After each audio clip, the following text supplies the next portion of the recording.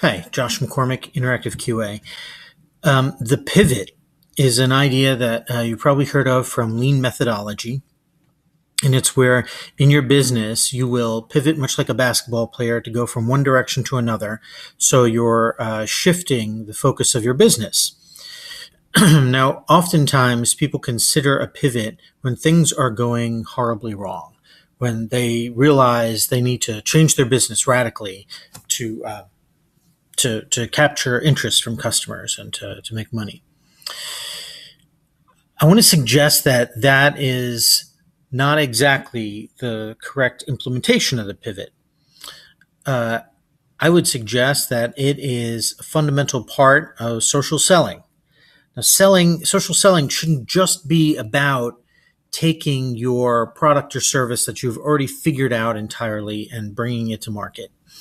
It should really be about integrating the customer within the entire life cycle of your product or service.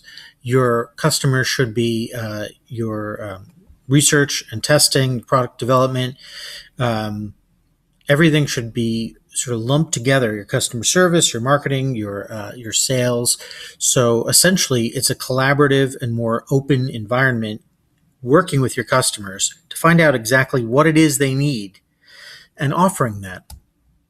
So a pivot can be a constant, ongoing thing. Now, I wanted to bring up an example that I just thought was very interesting.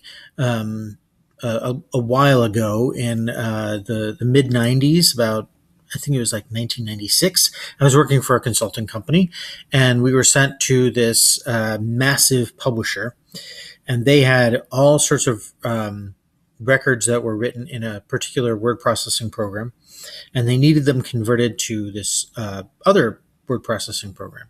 The one had been going away for years, and now this other one was very prominent. Doesn't really matter what are the names particularly, but I researched all sorts of options, and I found this little company that had a product that would do everything we needed. It would convert all the files from one format to another. It would maintain formatting and the images and all this sort of stuff. It was really great. So we got on the phone with them.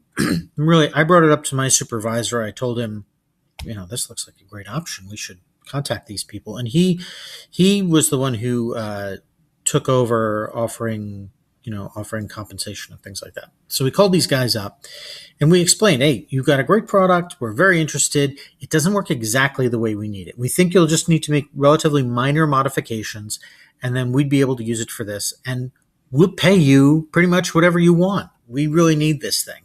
I mean, we had money to throw around. It didn't take them long to come back and say no. They weren't interested. They didn't want to treat this as a product for consultants or something that was going to be changed around. They wanted it to be a mass market product. I think this is just, this was a horrible decision on their part, because they weren't listening to their customers. They had an idea of what their customers wanted, and they were making this thing. But when somebody came along and offered them a lot of money, they said, no, thank you.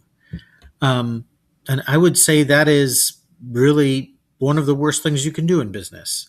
If somebody comes along and wants your product but wants it to do a different thing, and they're willing to fund that and to make it profitable for you, for goodness sakes, do it.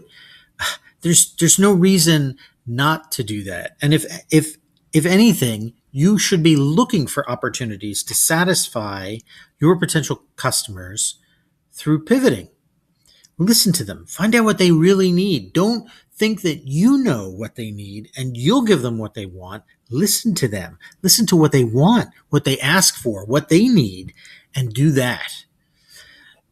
So to sum up this whole sort of thing, you have to look at social selling not just as a way of taking what you already have and figuring out how to shove it into people's hands, but it's a way to transform your whole business. You got to listen to what people want, figure out what it is you can do to help them. What can you do about your product or service that will make it something that they really want, that will really help them? You're not trying to convince them after it's made that they need it. Listen to what they said they need. Listen to what they say they'd pay, and then make that. Well, good luck to you.